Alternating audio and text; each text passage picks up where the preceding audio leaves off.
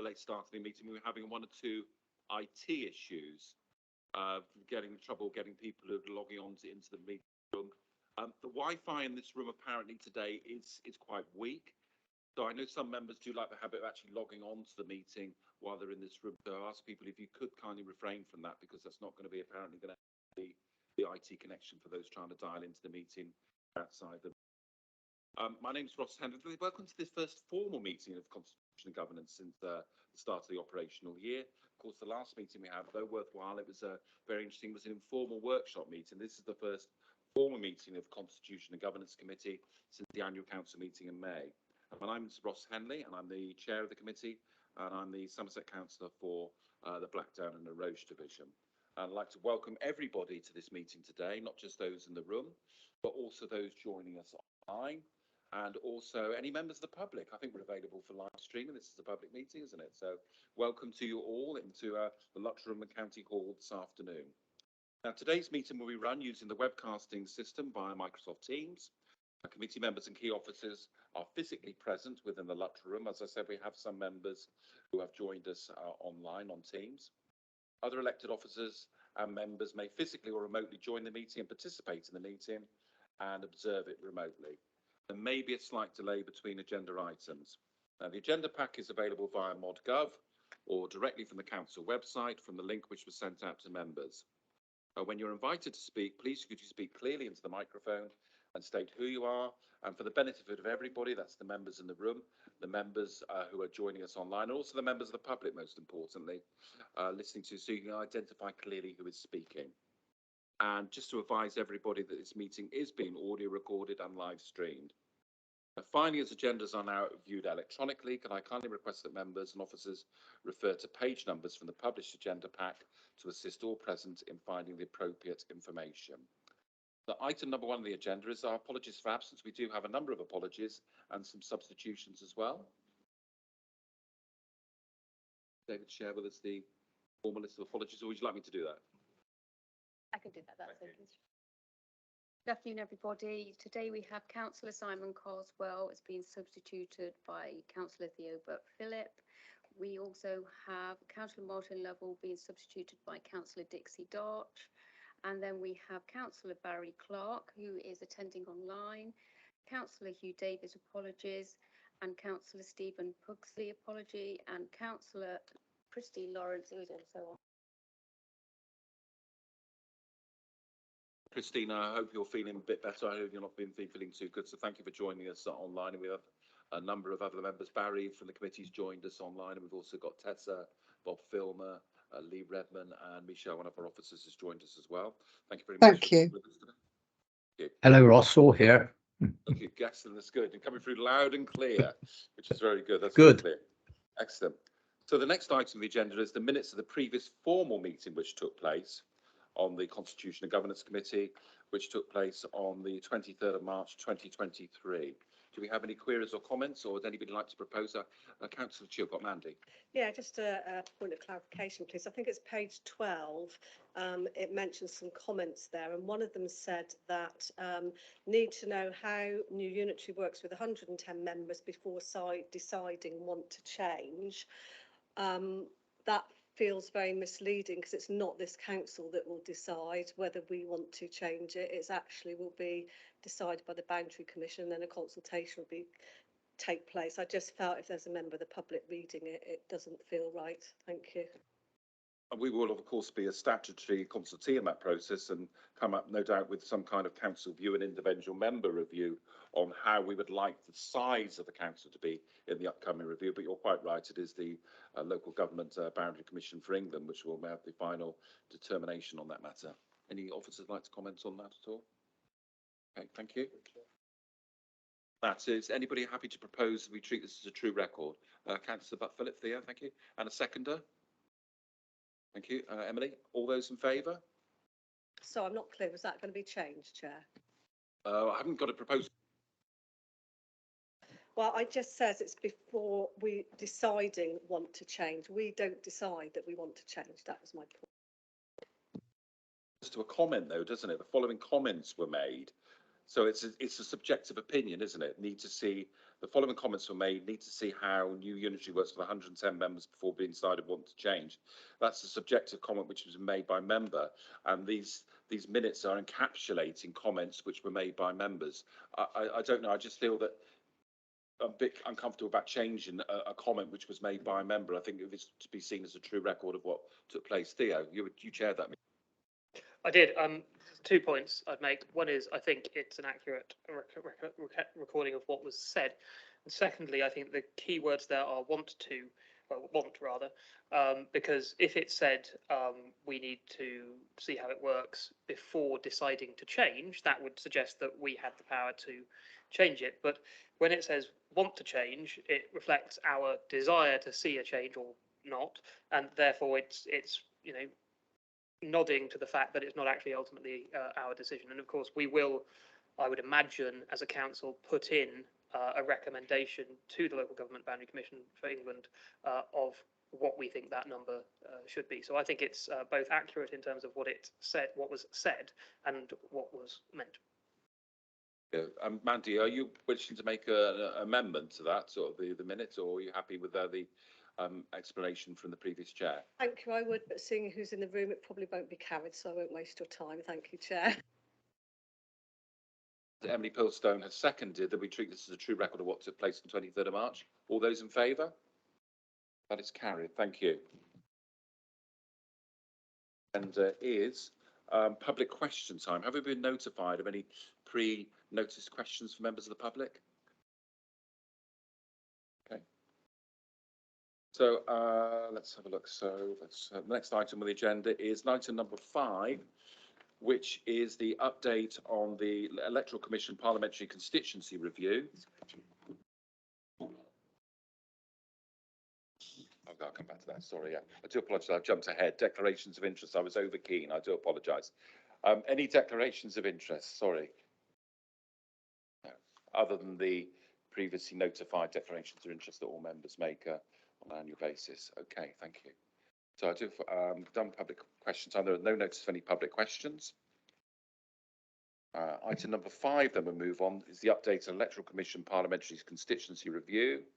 And we're very lucky to have one of our electoral services managers here, Stephen Lake, who's going to present a report to us and some slide presentations, some very interesting information, particularly in terms of the new potential impact of the voter ID new legislation on the Taunton Town Council elections. And we have the data for the Somerton and Frome by-election as well, I believe, Stephen. Thank you. Yes, that's right, Chairman. Thank you very much. At your last, well, it wasn't last meeting, the meeting at the end of last year, you made some comments to the local government, to the Boundary Commission on the parliamentary constituencies, and we've now got their feedback from those, and that's the first issue that we want to cover really here. And it's not coming up on the screen. Oh, it's on the screen now. Yeah, good. Yep. So we still have 7 constituencies, as you know, and what we're looking at is what changes have been made since last December. Arising from the comments, Taunton County constituency will now be renamed Taunton and Wellington, which goes along with the committee's recommendation in December. So that's a win, as it were. Tiverton and Minehead, that proposal, i.e. to change it to West Somerset and Tiverton, hasn't been accepted. Wells and Mendip Hills constituency, which I know particularly well, and no change to that either.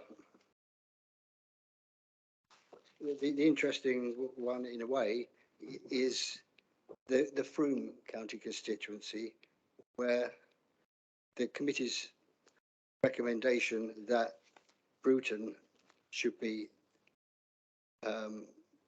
included in Glastonbury and Somerset, and Pennards and Ditchett go to Frome, resolves what was quite an anomaly, the way it looked on the map, because it was just sticking out beneath quite a reasonable line. So I think that that's a win for the council and the committee, because I think it does make it a more acceptable proposal. Stephen, where is Bruton going to sit? Which of the constituencies are going? That's going to Glastonbury and Somerset. Somerton. It was originally going to be part of the Frome, but it's now going into Glastonbury and Somerset. So Thank you. they've switched those two over. I don't know why it says Somerset there. Yeah, so, and I think it certainly, if you look at a map, it is a very logical proposal, and I'm pleased that they've accepted that. Overall, these have been submitted to Parliament. It now goes for the Speaker to recommend it via a report, and one can expect them to come into effect from the 1st of October. So any general election from the 1st of October onwards will be on the new boundaries. Any by-elections will remain on the old boundaries, as in Somerton and Frome just recently. Perhaps because there's a lot of text on the screen, I'll leave it. Are there any questions that you would like answered on the boundaries as they have now been amended? Questions? The boundaries, because you're going to come to the presentation about the voter ID elements a bit later. We'll have opportunity for questions if that's it. Richard Wilkins. Not a question, just like to say well done with all the work you've done on that. Thank you very much for getting those, especially the Bruton issue was quite contentious, and I think you've done well. Thank you. Amanda Chilcott. Thank you, Chair. I'd just like to say I'm pleased Minehead's remaining. Have to say that, being a Minehead councillor, but locally it would have been actually a loss if that sort of disappeared totally. So I am thankful for that decision. Thank you. Any other comments regarding the part of this item on the agenda about the Boundary Commission? If there are no any from the room, sorry. Sorry. It was just to confirm, Chair, that the end result means that we now have 7 parliamentary constituencies within the Somerset boundary. 3 of those constituencies are cross-border. So we share constituencies with North Somerset, Mid Devon and Bath and North East Somerset. But in all 3 cases, as a result of the majority of the population of those constituencies sitting within Somerset, we will be the returning officer or maintain the returning officer function for all 3 of those cross-boundary constituencies, giving us 7 in total.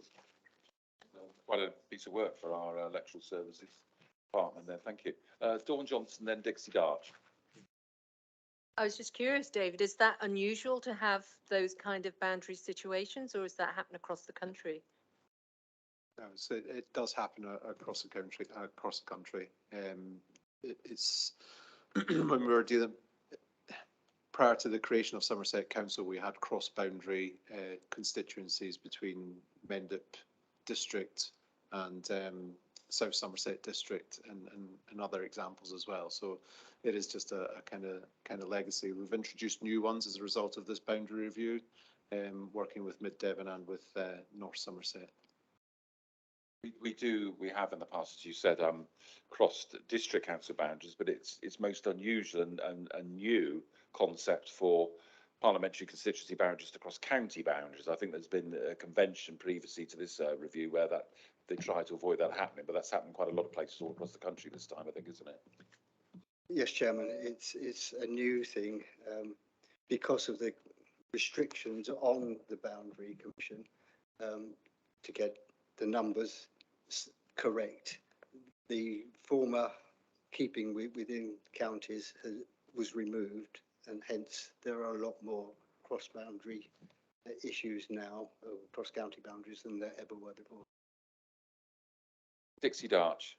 I'm being overly formal for the benefit of anybody who might be live streaming, so they know who we all are. Sorry. That's fine. I've just, if I've understood, I might not have understood this correctly, Dave Clark, but so are you saying that this council they will kind of foot the bill and staff a general election, the returning officer, when we border with those other counties? Do we get any money from elsewhere? It feels like there's a bit of a kind of extra burden on us in that instance.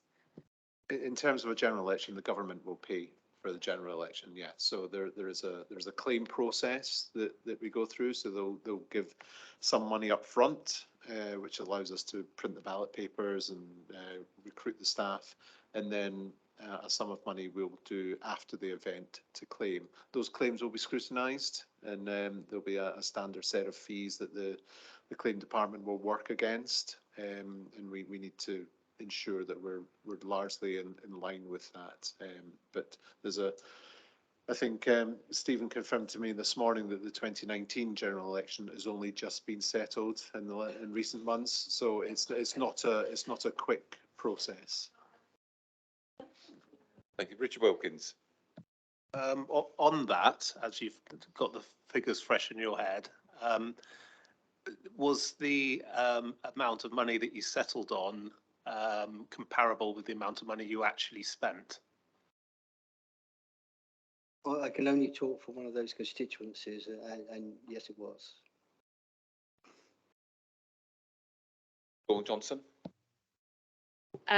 I'm just very conscious that's a long period that you're out of pocket for in terms of work that you've done.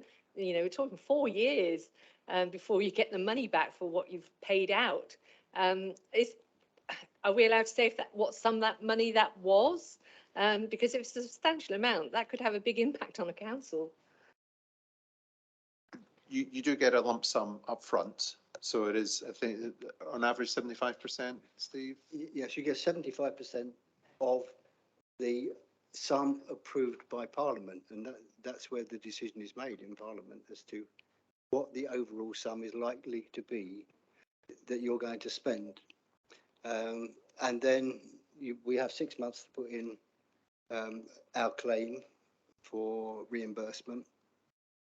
And then every line of that claim is scrutinised. If we don't put it in within 6 months, the acting returning officer loses 25% of his fee automatically. So we're already under pressure. But yes, it is a painful process. And in terms of the sum, I mean, it might not be very much money, but I'm just curious. I just think if we've got to get it in within 6 months and then they don't pay out for 4 years, that seems complete imbalance and not supportive of councils. Chairman, if I may. Things got a bit confused during COVID, of course, because otherwise they'd be taking wedges of paper home because it's an almost paper-based operation.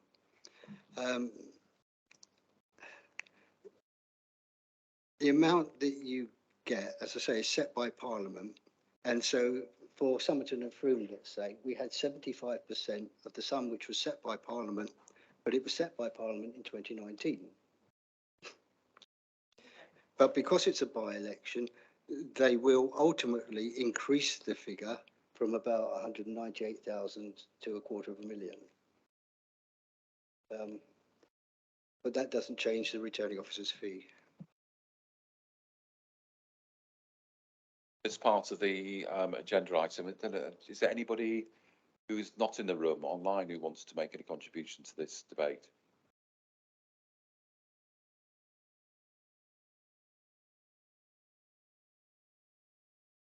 Anybody online who wants to talk on this one? Okay. No? Okay, good. Right, then we'll move on to the next part of this agenda item. Stephen, do you want to do your slide presentation on the effect of the voter ID, and they've got some stats for us on this.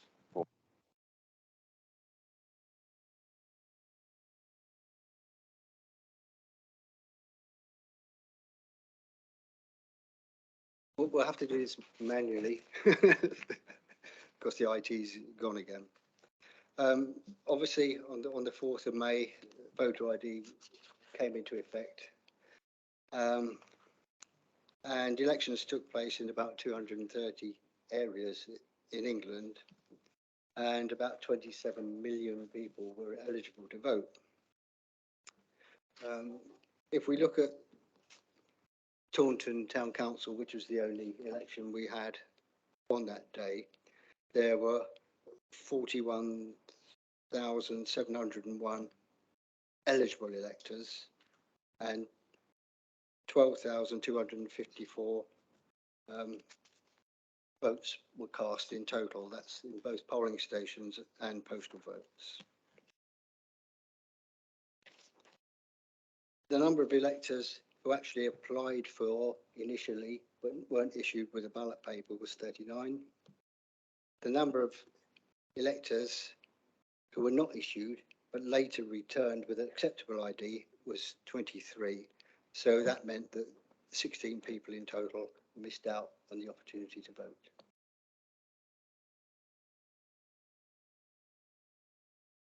If you want me to go on to Somerton Froome, Jeremy? Thanks. I think then if I allow you to do your presentation, then we'll have a round table sort of discussion, question, Okay. Q&A after. Thank you. So the eligible electors on the 20th of July was 87,921. Total votes cast in both polling stations and postal votes was 38,885. The number of electors who applied for a ballot paper but not issued with one because they didn't have ID initially was 189, but 130 of those came back with acceptable ID later. That meant that there were 59 who were unable to vote, and in some cases it was their choice not to vote.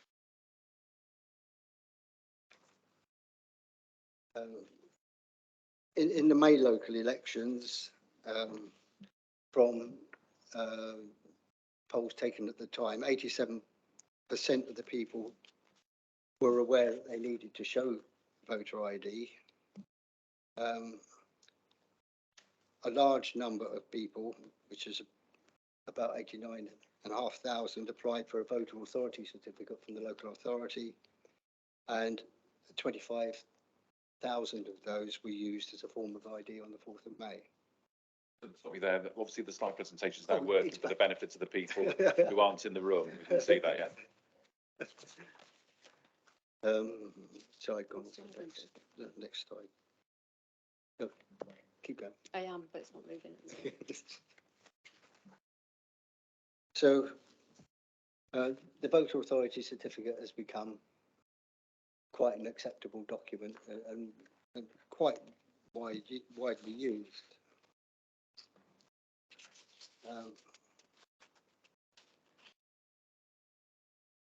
Okay, you've got some statistics there, which I'll try not to read rather than that. So 0.25% of people tried to vote but didn't have ID, which was about 14,000. But a large number of those, or 63% of those, came back later in the day and were able to vote. So that's voter ID. Our figures are well within the figures of the 4th of May. The figures for Somerton and Froome were well within the same band. In fact, we're probably marginally lower, but it was still 59 people who couldn't vote.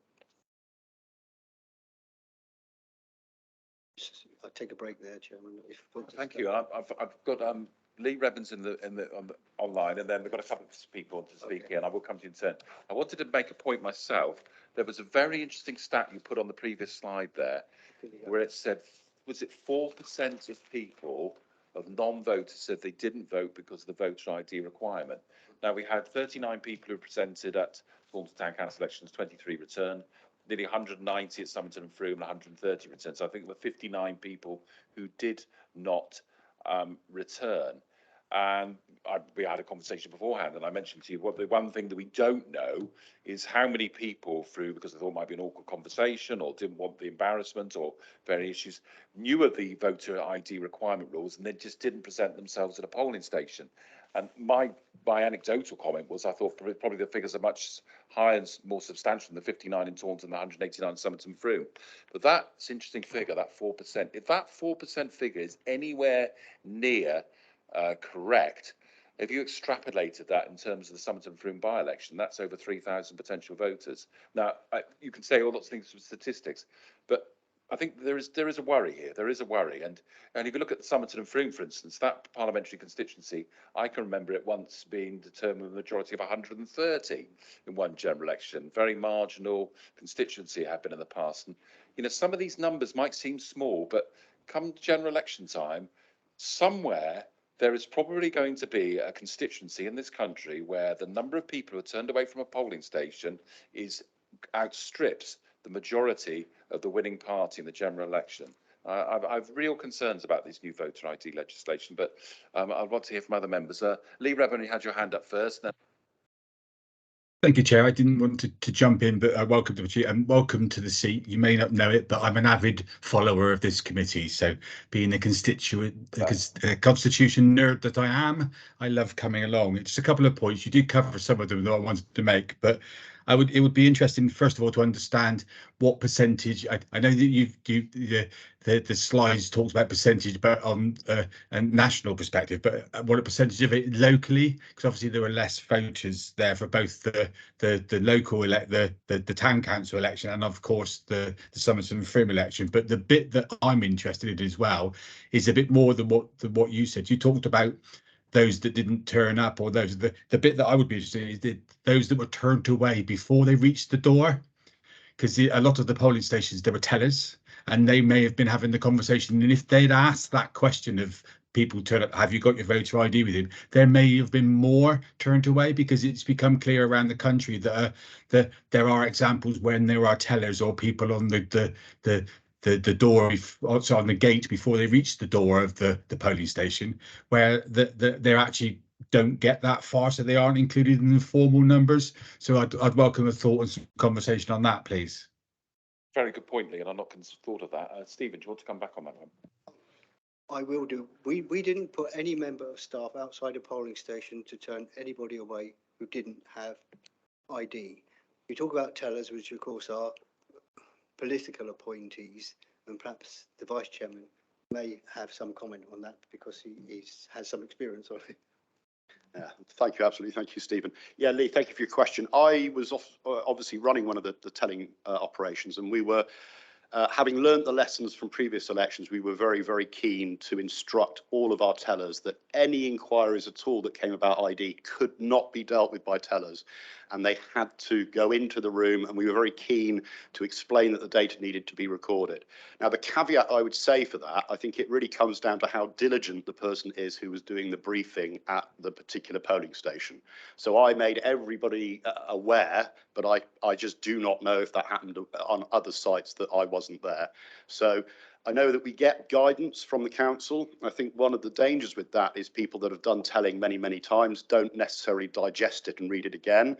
And when it does contain new information and new guidance, sometimes it can be missed. And I personally did a lot of reinforcement there. And I think that is what has to be done.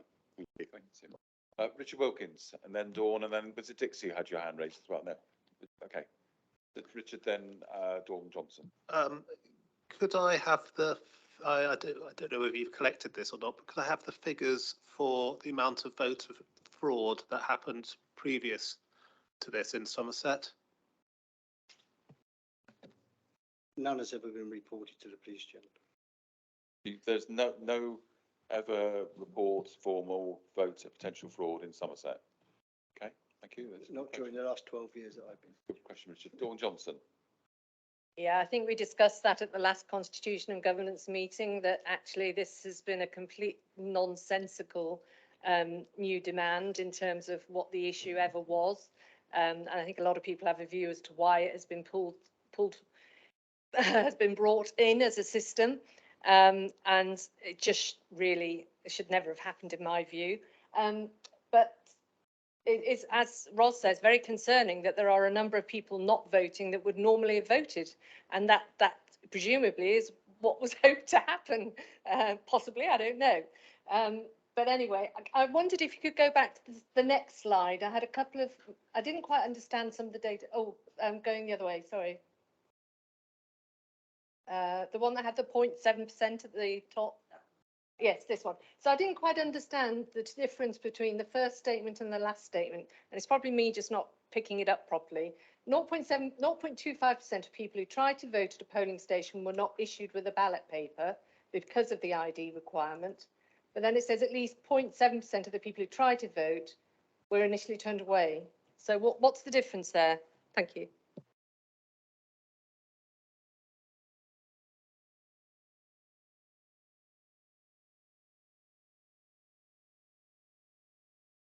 Sorry.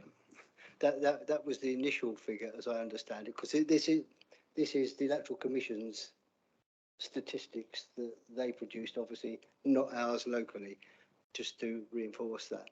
So 0.7% of people who tried to vote initially turned away, but 2/3 of those came back, which probably gives you the 25%, 0.25%.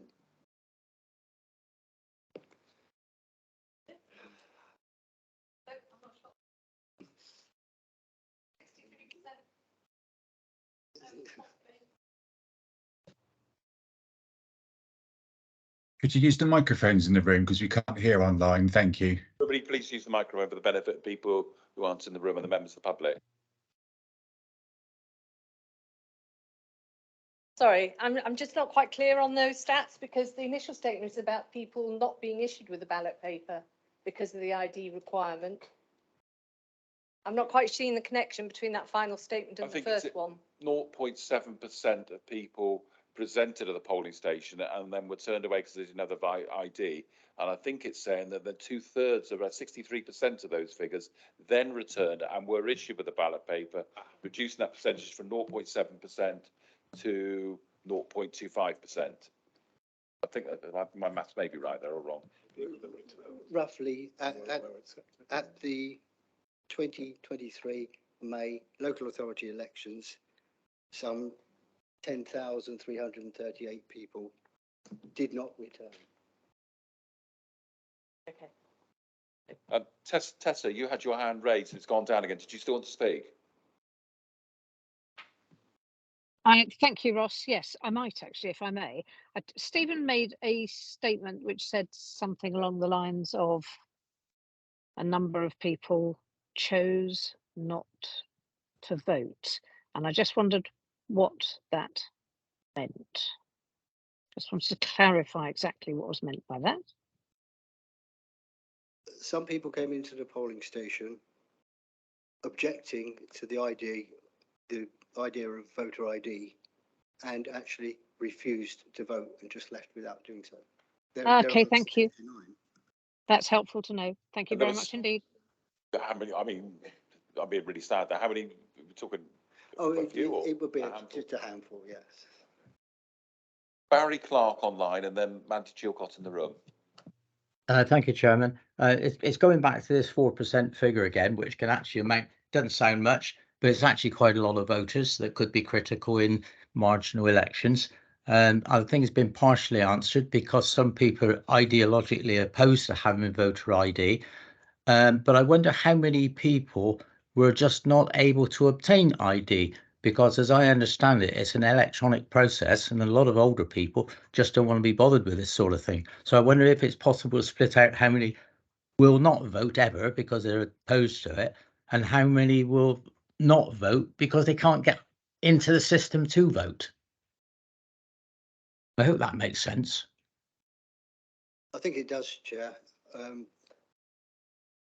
The opportunity to get a voter authority certificate is there, and it may be difficult for people who haven't got access to the internet. However, the majority of elderly people will have access to their bus pass, which has got a photo on it and which is acceptable ID. It's all right. There was a contention as well that a more mature person's bus pass photo ID was acceptable, but a younger person's bus pass was not acceptable as a form of ID. Did I imagine that, or? No, Chairman, it's real. Andy Chilcott.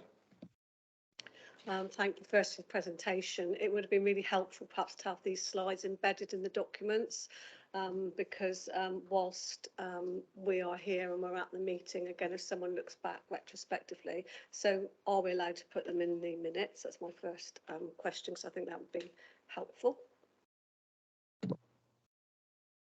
Yes, I think it's a good question. Thank you.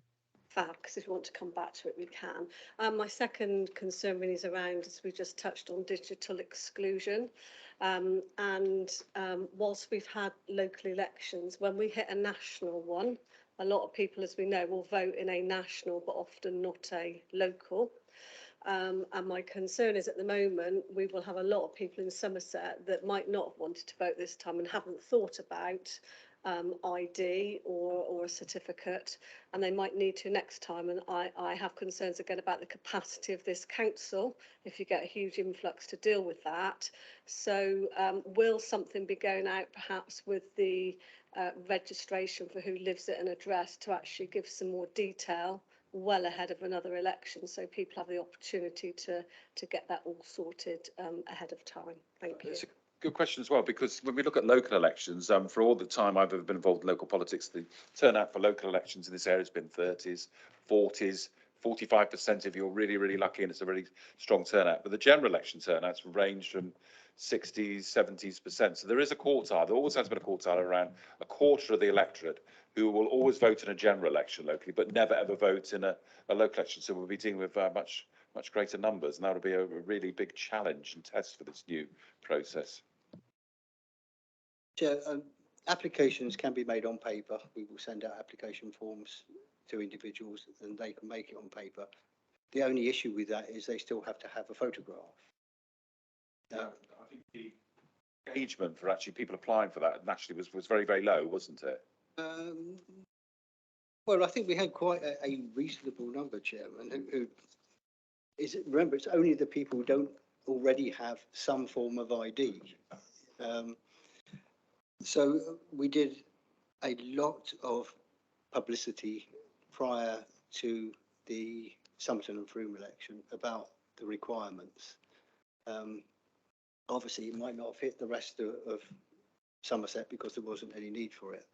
But yes, we certainly did a lot of publicity locally to make sure that people were aware. And processing them is a fairly quick undertaking because if it's on paper, we input the data in the first place, crop their photographs, etc., etc. Otherwise, it comes through online and we just check that the photograph is accurate and that they are the people on the register. So we can move them very quickly. Richard Wilkins, and then Mandy wants to come back. Sorry, actually, I'll let Mandy go. Chilcott. Thank you. It's just coming back on that, and I know it might not be a long, laborious process, but I know how much pressure the teams are under when you get to an election. It's probably, if you can get people to do it in advance and plan for it, I would think that's preferable. So what I would actually urge is council to do is for the whole of the county, and it was focused locally for that one, that message continues so that you don't get that crush up against an election that puts unnecessary stress on the team that are going to be fully occupied. That was so that's the question. Will there be more promoting this between now and the next election so that it's a sort of long, slow, gradual build up of people that know what they're doing?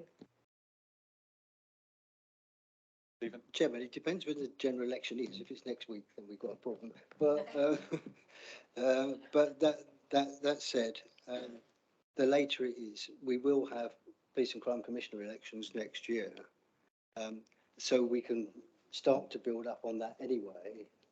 Not many people vote in those, but nevertheless, we can use it as a tool to make sure people know that voter ID is necessary anyway. If there is going to be and we believe there's going to be an early general election, then we will probably do a household information letter just to check last minute who lives where and that they are on the register. And within that letter, we could include a reminder about voter ID, and it is, of course, on every poll card. For those members who haven't actually experienced a poll card, it's now an A4 sheet of paper which goes in an envelope. Because it carries so much information about voter ID, it takes one side of an A4 sheet. Richard Wilkins. Yeah, just two things. Firstly, I was just intrigued by the voter turnout at Somerton and Frome, which I think was about 44%. That strikes me as quite low even for a by-election. Have you extrapolated anything out of that? There were two other by-elections on the same day, Chair. Somerton and Frome was 44.2%. Selby was 44.8%. Uxbridge and South Ruislip, which had an enormous amount of publicity, was 46.2%. So we're not out of kilter with anywhere else. We're within the quartile of the three by-elections there, but the interesting thing, which I'm a sad statter when it comes to election turnouts, the Tiverton and Honiton parliamentary by-election, which was held in June last year before the new legislation was enacted, very similar seat, very similar locality, small towns, rural areas. The turnout in that by-election was 52%, so 8% drop. The Somerton and Frome election, now it may be a number of different factors, but well, that was quite interesting. Very, very similar seats, very close geographically, very similar type of makeups of rural seats, villages or small towns. Quite a big change in the turnout, and both held at a similar time of year as well. Else on the room? I had another. Richard wants to come back, then Tim Curley, and then I think there's one or two. I just want to know whether this information is going to find its way to Westminster. Or do you send your findings that way? Yes, I've already reported to the Electoral Commission and to DUAC as to what the situation was in every polling station. Tim Curley. Thank you, Chair. So I agree with almost all the statements we made about this, but I've got a real concern. I think that the statistics that we're gathering here could just be the tip of the iceberg. But something that the data doesn't really bear down on, that I don't know whether we can get some sight of, is the generational differences. So I don't know whether there's any piece of work that could be done to work out if this affects an older generation or whether there are generational differences in the take-up and the acceptance of the ID. Chairman, I think only the Electoral Commission could carry out that. We, as returning officer and local authority, I don't think would be able to carry that out, or it may even be something which is denied us legally to hold data which we're not entitled to. Just looking, there aren't any hands raised on Teams, but there was somebody. Was it Lee? Did you have your hand raised? Wanted to come back? Anybody else on Teams? Not me, Chair. I've got another question towards the end, but on postal votes rather than anything else, but not on this point. Okay. Stephen, is it having dealt with the voter ID, but if you want to carry on with your... Just a bit, just to keep the committee informed, Chairman. The changes in postal voting were initially that every 3 years, from every 5 years, people would have to renew their signatures because signatures change over time. And that was going to be brought in, that change from 5 years to 3 years, next year for the 31st of January. However, when the draft regulations were moved in the last couple of weeks, they won't have to reapply from the 31st of January next year or 31st of January the year after. So it will be the 31st of January 2026 when the change to people are going to have to give us a new signature, but in fact it will now be a new application for a postal vote, not just a new signature. So it's a small change, but nevertheless an important change. I'm going to call and look at people in the room first and then go to the people on Teams. Dawn Johnson. I'm really curious by you saying people change their signature. I haven't changed mine in the many years I've been on the planet. What age group changed their signature that obviously to require this change? It tends to be both ends of the age spectrum. Young people's signatures change, and I know because I've got an 18-year-old, change dramatically as they mature. And for elderly people, obviously illness, etc., also changes their signatures. Isn't it? You know, when I was growing up, I'm showing my age now, you're writing your signature all the time on various different documents and things. It's a very, very rare thing you do these days and sign your name on anything now physically, isn't it? So much stuff's done online, but interesting. Anybody else in the room who wishes to comment on about absentee voting, postal voting before I look at Microsoft Teams? Okay, Lee. Thanks, Chair. It's on this point, really. I'm just conscious that they're highlighting this change is good. The fact that it's moved the goalpost is actually quite good as well. It gives us a bit of time to put a process in place. But the question I was going to ask about potential impact, really, how now that Somerset is the electoral body for the whole of the county, it's going to be there's going to be a time demand on staff, on officers' time, etc. So one would assume that the change from 5 years to 3 years would impact initially. So have we done a piece of work on looking at the impact on officer time and will we be able to meet the objectives? I know there's a bit now that because of the change in date, we've got a bit of more of a window to look at that, but also the fact that it's now a new application will be, I would have a concern because the fact that someone registers for a postal vote and expects it to be renewed within certain parameters will be clear. There's a concern for me that we could potentially lose. People would lose the ability to vote because they won't realise that they have to renew it, and then the first time they find out about it is going to be when they need to vote, and there could be issues there. So, what's the impact? What can we do about it, and how quickly can we start publicising this fact, Chair? Thank you. Thank you, Lee. Steve. Thank you, Chair. But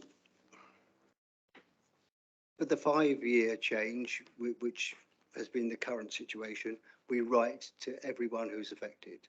Send them a new application form or a new form in which to gather their new signature, whatever it may be.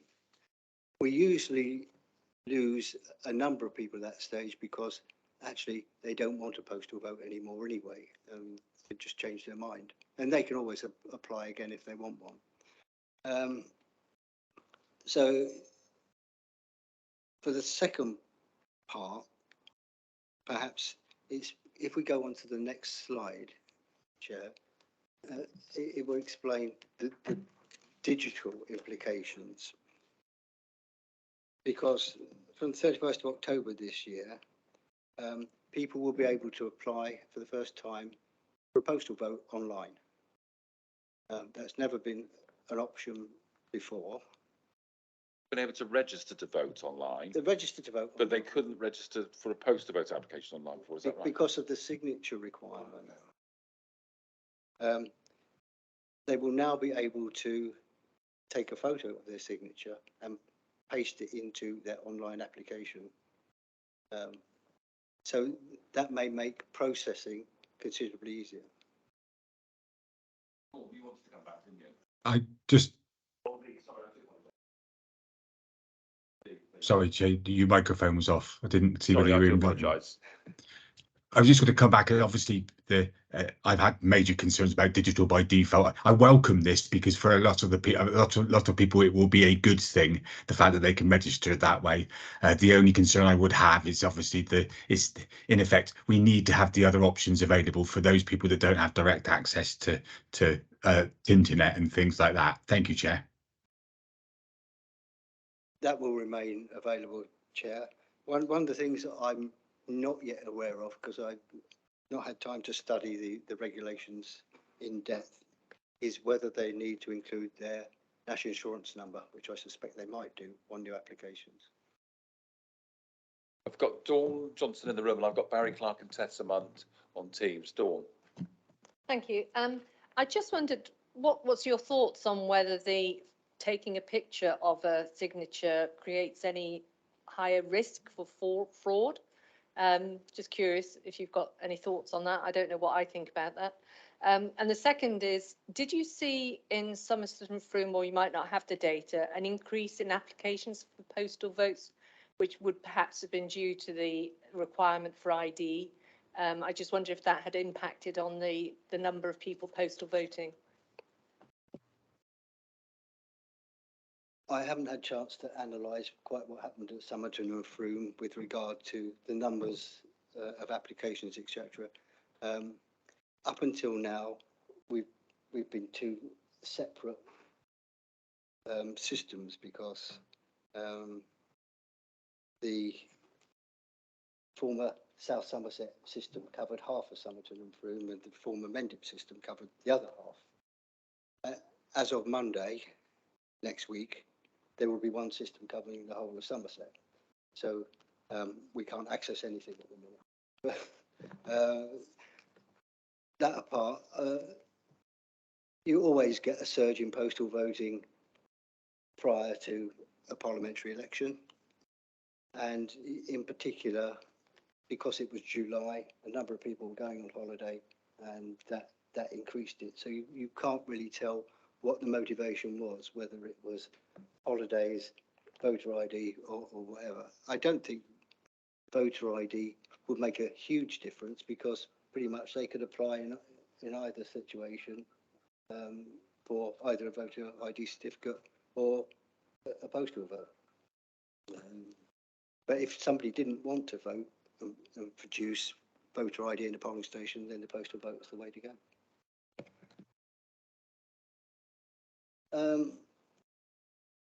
We have always accepted scanned versions of a whole form,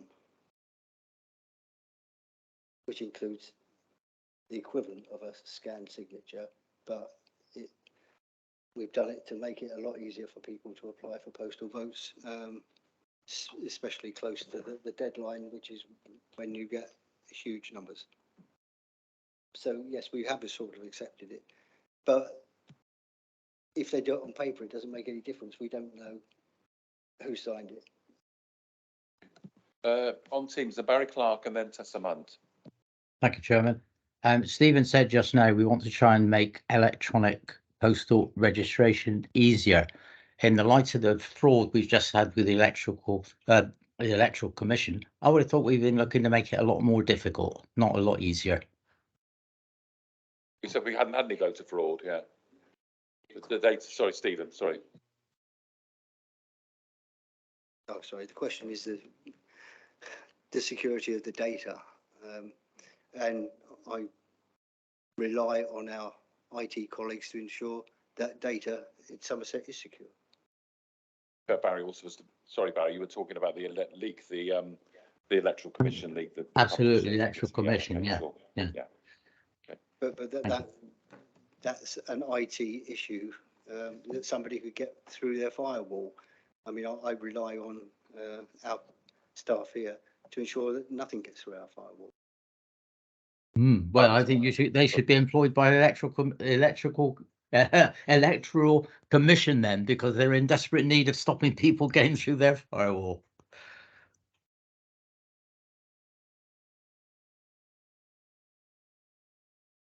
Sir, do you want to come in?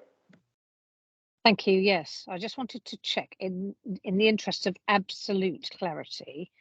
Somebody who already holds a postal vote can submit their signature online, and Stephen, you and your team will be able to compare that one with the other, and their postal vote will stand. There won't be any requirement for any new application per se. It's only the signature that is the critical part. Am I correct? I always hate to say you're wrong, Tessa. When the new changes come in 2026, they will have to have a new application, as I understand it. Are very Uh, dull. But I mean, it's not an awful lot different at the minute. They have to put their date of birth and signature. Whether it's online or in paper, they'll still have to put a date of birth and signature. The only question mark is, which I believe is going to happen, is they may have to put their national insurance number as an additional security feature. Okay, that's great. Thank you very much indeed. Harry, your hand's still raised. I'm guessing that's an historic hand, is it? Sorry, Chairman, beg pardon. Right. It's okay. Would like to comment on this one before we move on. Okay. Stephen, that's the end of your report, is it? Yeah. So we note this, and as Councillor Wilkins has said, you're in conversations with the Electoral Commission, and you've obviously published your data to them that you got from town council elections in Taunton, also the Somerton and Frome by-election as well. Yeah, that could be published as part or an attachment to the minutes, yeah? And of course, it's still in the public domain as well, isn't it? Well, Yes. Okay. Yeah. Thank you. Moving forward then to item number 6, which is internal governance arrangements. Very pleased Alistair Higton's here with us to introduce this item. Alistair, you're most welcome. Thank you very much. For those that don't know me, my name's Alistair.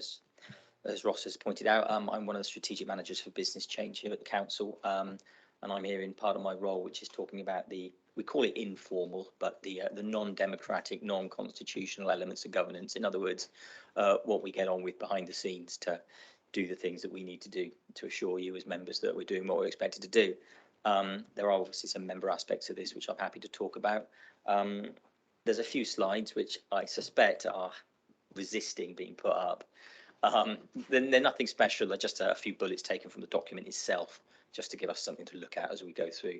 I don't intend to speak for very long as a consequence, but I'll just give you the main aspects of it.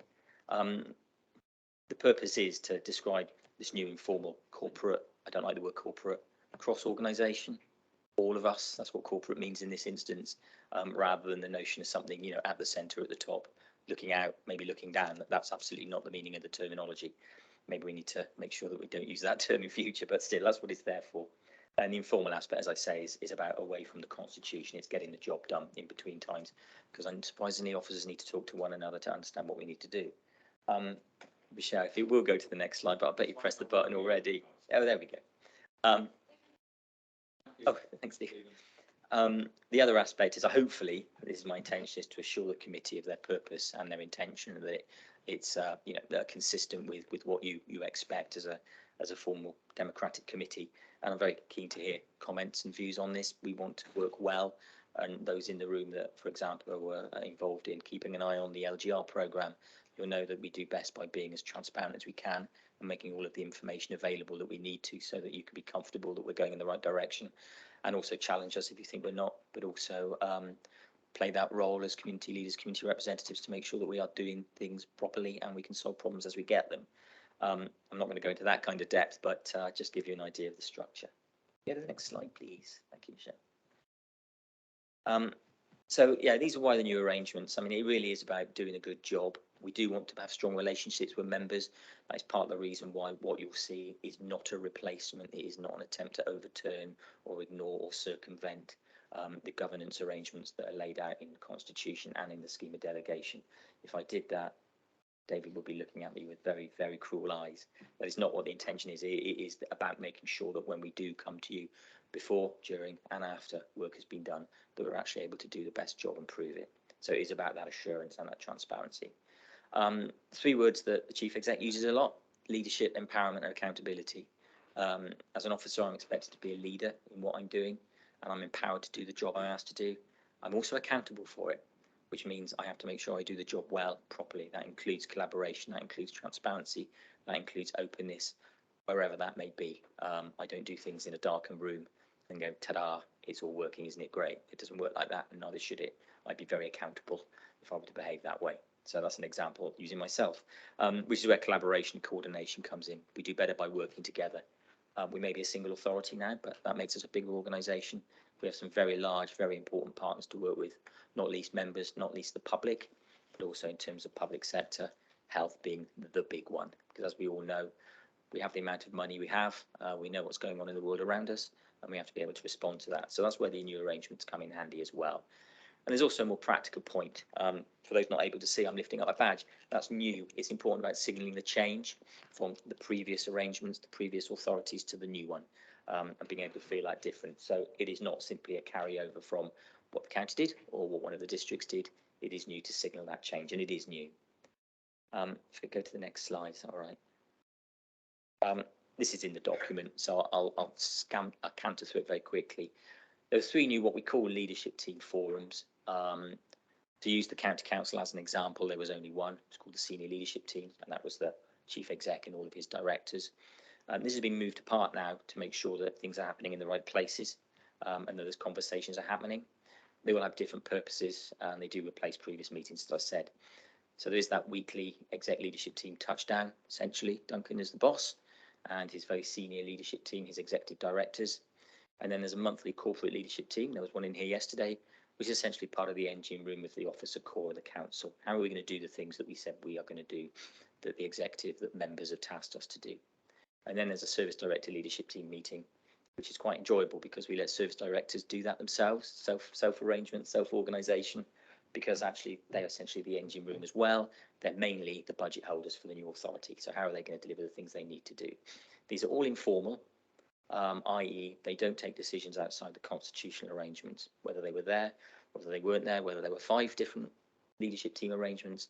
At the end of the day, if David, I will use you as an example, you have your delegated powers and authority within the organisation, you get to sign those decision papers, obviously after all the due regard is done. These are places where collaboration can happen to make sure that everyone's comfortable that the right things are done. Not the only place, as we know, many other places, including this group. There are 3 new boards. Essentially, I'm a little more formal, and they are there very briefly to focus on developing the medium-term financial plan. As we all know, it's a very important document. Developing and delivering the transition and transformation programs. What are they? Transition is essentially the remaining alignment work that needs to be done now that we're a new authority. We did what's often called safe and legal for day one, but we did more than that. There's a lot of other work that needs to be done. So, good example, we have 4 housing services. On day one, we need to make sure we've got one and that it's purring away and doing exactly what it needs to do. And then there's a transformation aspect. We know about transformation programs. We've got one in children's, we've got one in adults. What is the transformation program going to be so that we take this shiny new council and make something that actually does all the really good, great things that we know we can do and we need to do. Performance Risk and Budget Board does exactly what it says on the tin. That's very much about monitoring. That's not in operation at the moment because that in-year monitoring of budget is being part of the medium-term financial plan because the right people are in the room. Services will have their own arrangements to support their operations, so this doesn't cover everything. This just covers that word again, corporate, that high level, top level officer, and in some pieces officer member groups. We are looking to develop and understand exactly what all of that service specific stuff, if I can use that word, is. But that's, as you might imagine, quite an undertaking, and it is on the books, but we've got a lot of other things to do as well. But clearly we want to do that so we can see what happens. And just to reiterate the point, the new arrangements don't replace or reduce the role of what I'm probably poorly calling the formal constitutional arrangements, because we're not there to do that. We're there to actually make sure that we do the best job as officers. That's basically all I was going to say. We're on the final slide now, and you'll see that in the report, as you will all of the wording in there for the most part. I do want to make an apology. We didn't do a line between the MTFP board and the scrutiny and other member relationships. I've added that to this slide just to make the point that scrutiny is scrutiny is scrutiny. MTFP monitoring, for example, budget monitoring goes to scrutiny, goes to executive.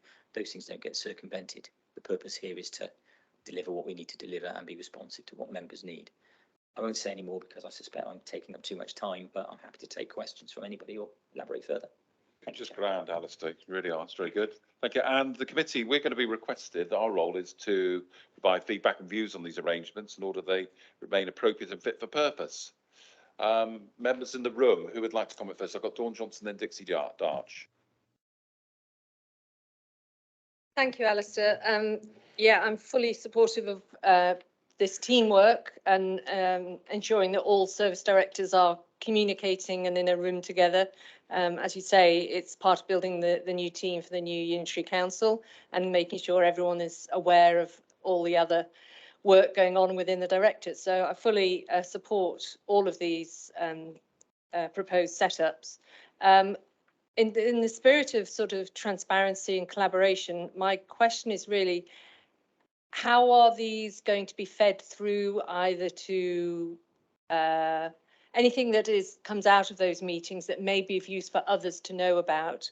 Is there any process of how you intend to report any of that back to the executive, to councillors? At this stage, it's an unknown what might come out of it, which could be useful for people to know. But I just wondered if you had a proposed refer back to whoever might need to be referred back to. Yeah, thank you, Councillor Johnson. In terms of that sort of those relationships, if you like, and those feedback loops and those connections, you'll notice on the slide there are arrows at almost either end, and that's the point of them. The way that the non-member, if you like, elements are expected to operate is actually they do have those conversations and they do make sure they're sharing that information. They are working with other people, because this is very much about building relationships between people in a new authority, whether that be members or whether that be officers or very senior officers. So whilst those arrangements aren't cast in stone in terms of a process, information is shared around and passed around because that's an expectation of how those things work. This is all new, and if that looks like it's not necessarily happening, then we can actually do that, because even though a formal decision may not be made at, say, the Transition Transformational Change Board, those are still recorded and those are still shared with relevant officers and those that need to see them, whether that be directors or whether that be others. Alongside that, there was obviously the reporting arrangements. So I don't know, the Q1 budget report, for example, which I think went to scrutiny last week, that would have been seen and discussed by a number of groups of people, and they will have all fed into the development of that. And more importantly, which I think we want to get out of this, is rather than coming to a committee like this and say, well, we've got a problem and we'll have a think about what we're going to do about it, we know we have a problem, we've had to think about what we're going to do about it, and this is what we're going to do about it. What do you think? Essentially, how do we work together on this, rather than finding challenges and not knowing quite what to do with them, and ditto opportunities as well. And that's where that to and fro, that conversation begins to develop. So we hope it can be genuinely informal rather than trying to create structure around it, not because that's bad, but because it can be time consuming and it can be quite constrictive sometimes. If you have a deadline for X, or I have a deadline for X. If it looks like we're not doing terribly well because things aren't getting where they need to be, then we will absolutely be responding to that, because this is under continuous review, and you'll see from the terms of reference they're not perfect, but that's fine because we're learning as we go, we're developing, and it's been a couple of months since it's been in existence. The central motto is information. Poor information tends not to be a problem. It's good information that's not in the right place. That's where things can sometimes go wrong, and the purpose here is to ensure that things are shared. What isn't on here is an increasing number of, let's call them networks, groups of people like-minded about particular things who actually get together on a regular basis and talk about what they're doing, what they're looking to do, what they've learned. The term communities of practice has been used as well, but it's a bit of a tongue twister. We want people to talk, because ultimately at the end of the day, when a signature goes on a decision report, whether that's from an executive lead, or whether it's from the executive, or whether it's from a suitably an officer with a suitable delegation to do that, that everyone knows that actually everything's been done to make sure that's the best it can be, and people have actually been speaking to each other. So it's a little hands-off, to answer the question succinctly, but that's deliberate, and we will make sure as we go along that that is actually working for us, and it's not sort of backing away from itself. I'm not sure I've answered the question, but I feel I may have answered another one. We're not looking to create structure here if we can avoid it. We're looking to create relationships, and that goes back to that point about leadership and empowerment. Thank you, George. Do you want to come back on what Alistair said? Yeah, absolutely. I totally support the ambition of this project and these meetings to happen. I was just really wanting to have some idea of how that was going to be communicated if there was some positive outcome. I'll take that away. Thanks, Chair. Yes, like Dawn, I really welcome this, and I think what you said about this is about relationships. I think that's a really kind of positive thing, and I think in an organisation this large, facing so many challenges, breaking down those silos that could happen is really, really important. And I see this as a vehicle for that. And I, you know, I like the ambition behind it. I've got a few questions. I'm slightly confused by the term executive because it gets a bit kind of muddling as to whether it's a member executive or whether it's the chief executive. And so I'm not sure if this is officers only or if there's a kind of a mix there. So that's one question. Second question is it happening already, or maybe not in a very in such a sort of structured way? And the third is, I am just, you know, you've got the schedule of fortnightly meetings or monthly meetings, whatever. I am very mindful of the number of meetings that we all attend. And I think for senior officers, there must be, you know, I've been on meetings where it's quite clear that an officer has had no lunch break or no coffee break because they have been back to back.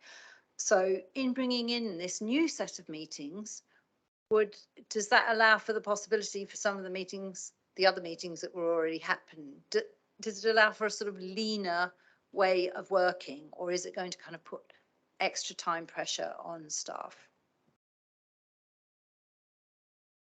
Doing some sums while you ask me that question. I think it is better. I did the back of the envelope calculation a while ago, but I can go through some of that. In terms of executive, yeah. Previously, it was known as the cabinet.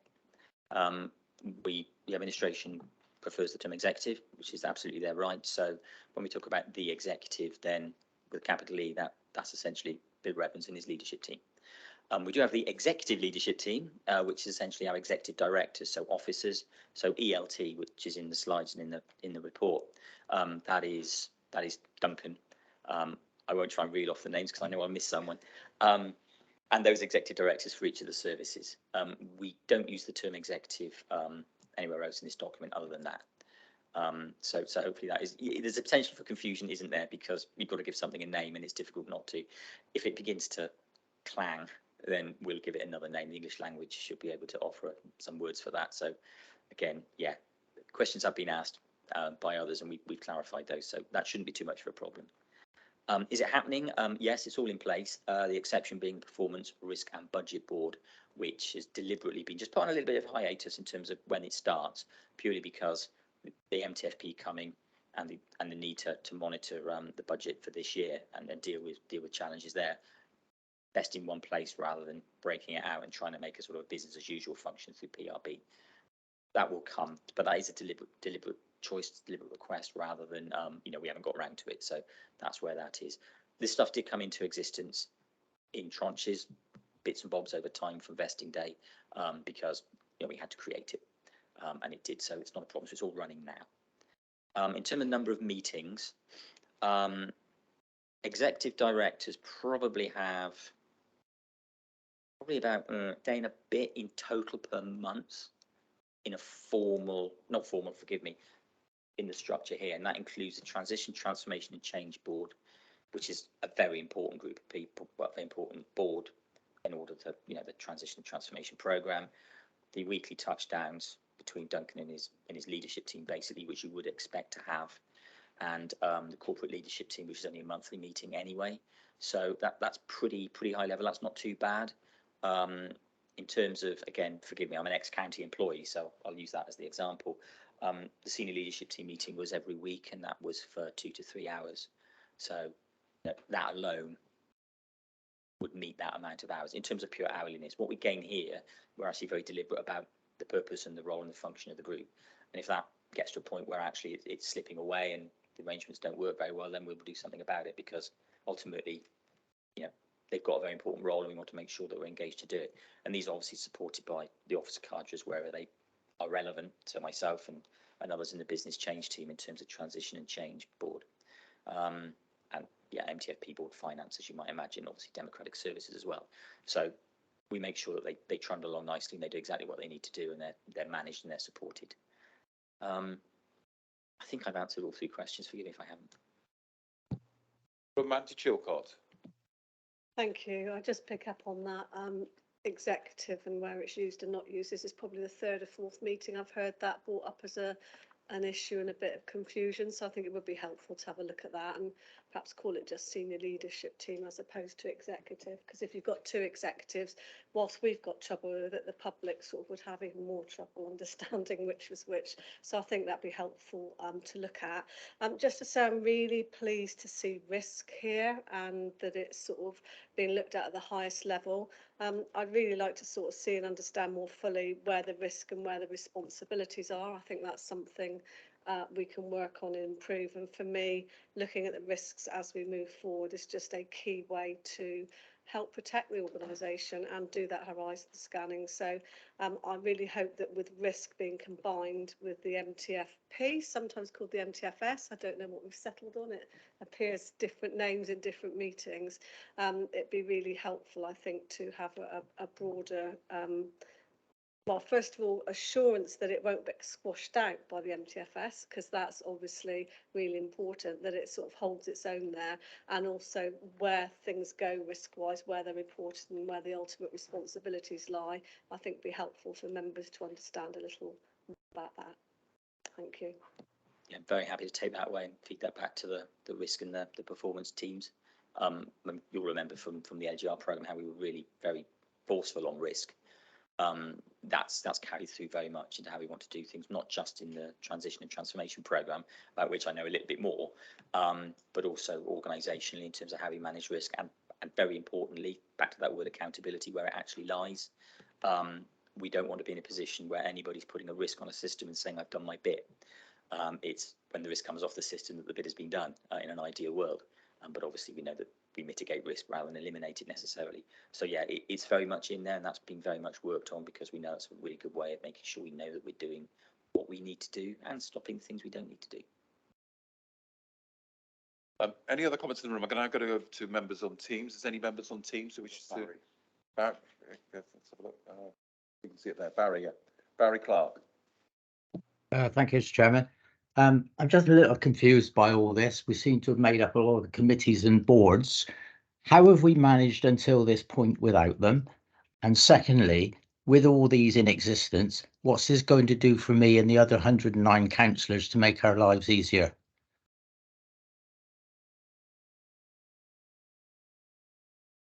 This is where I say that's a good question. And it's a very good question, yeah.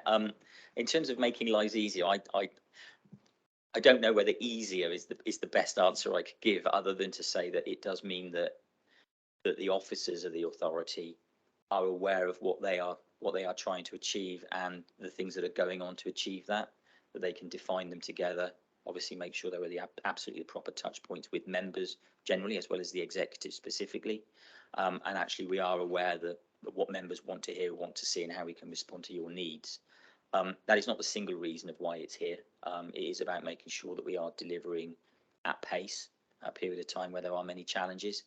But yeah, these things are there to help us as officers principally do the things we need to do for you well. But because it connects in with the existing committee arrangements, it means that we're not circumventing, we're not going around, we're not avoiding, we're actually making sure that when we come and sit in front of you, we can actually talk with confidence about what we're doing, and also speak confidently about the things where we're having difficulties, where there are things that need to be thought about. So that's the connection we want. In terms of additional committees and what was done before, as I say, the existing democratic governance is not touched by this. It is not impacted by this. It exists and still has the same strength. We still have the same responsibilities to come before you if asked, come before you when we need to, and come before you when planned. That is absolutely how it should be. And in many ways, it actually drives that process, because we say, okay, you're coming to here to talk about X. Okay, that's an interesting plan. Have you been to scrutiny? Oh, I haven't. Okay, well, you're going to need to make sure that's planned in, because those governance lead-in times can be quite long sometimes if you think about scrutiny, executive, and indeed full council. So planning ahead makes things work, and that's again an element of what these conversations, as well as what these small number of boards, can actually deliver. So yes, I mean, there is a bit of there is a change, and it is a change from previous. Is it more than before? It's different from before. There were always officer forums. This hasn't been built around what one previous authority has done. It's an attempt to say, how do we bring people together at this point in order to develop those relationships and those capabilities, i.e. be able to do things well. Will it stand the test of time? in an ideal world, it will change because the organisation will develop and so will the people in it. Whether that answers your question, Councillor Clark, I'm not certain because obviously it does look like more bureaucracy. But what it is there is actually creating a flow of what we need to do through the right eyes and ears. And before we get to that point, that people like me have been out and actually had the conversations about the report I'm writing or the piece of work I'm proposing. So it just adds a level of professionalism that we absolutely need as a £1.5 billion organisation. Okay, Alistair, I'm not seeing any other hands raised from members that are on Teams or in the room. Dawn Johnson. Yeah, thank you, Alistair. I mean, I see this as a very positive move.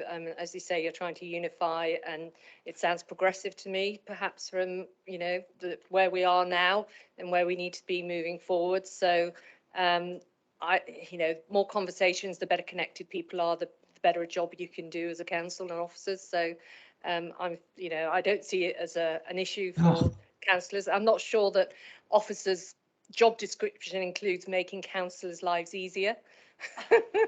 And so I'd be interested to see where that's supposed to be on a job description for anyone working at the council. But yeah, no, I just wanted to reiterate that, you know, I see it as positive. Thank you. Dawn. Barry, you've got your hand raised. Is that a historic hand or do you want to come back? It's stuck, Mr. Chairman. It won't go down. I'll carry on and see if we can get it to go away. There we go. Done. Well done. We don't have any other members' thoughts. So as I said, we were requested to provide feedback. And we think we've given good feedback. That will be recorded in the minutes and fed back to the portfolio holder is Councillor Evans on this one, the leader of the council. That one. Is it okay if we move forward on that basis on that one? Thank you. Next item on the agenda, the chair's updates. Remember, we had an informal meeting last time. It wasn't a formal meeting. We discussed a couple of subjects there. We had a really good discussion, particularly around how full council works. And I think it was most people's view that full council operated better last time, particularly the way we worked around public question time. Some of the suggestions that we made, I think, were taken on board. We'll continue to keep an eye on that one. The other one was an issue raised by Councillor Tessa Munn regarding a proposal to lower the level of hospitality which needs to be officially declared in the members' interest book. And we had a very thorough discussion around that issue, and it was decided by officers that needed them to be formally looked at by the Standards Committee. I have had a discussion with Councillor Bailey, the chair of the Standards Committee, saying for this committee to please consider this item. And Claire Rendell has supplied the copy of our minutes from the informal meeting to Councillor Bailey to get him to formally do that. And I think the conversation has taken place between David and the chair of the Standards Committee as well. And had another discussion with Councillor Bailey. So that's ongoing, and I'll let members know when that is coming forward. And I will represent, anybody can go, but I will certainly represent members of the committee and put forward the views that took place at the committee that day. Okay, David, do you want to come through all of that one?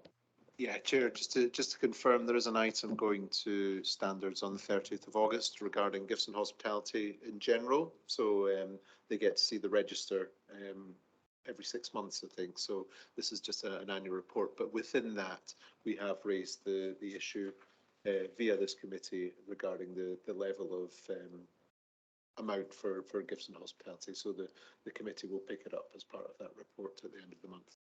Okay, that's useful to know, David. I didn't realise that. That's because the 30th of August, and I'll notify members that that's going to take place following our discussion at the informal meeting we took place in June. Mandy Chilcott. Thank you. I do hope that in writing that report and that going forward that it will be iterated. There was a very different view. It wasn't just one view expressed by one councillor. There were a selection of views, I think it's fair to say, from that meeting. Yeah, and I think that's fair, isn't it? I think there was a view, but I know yourself took a different view to have said that, and I'm sure that will be encompassed when we have the discussion at the Standards Committee later this month.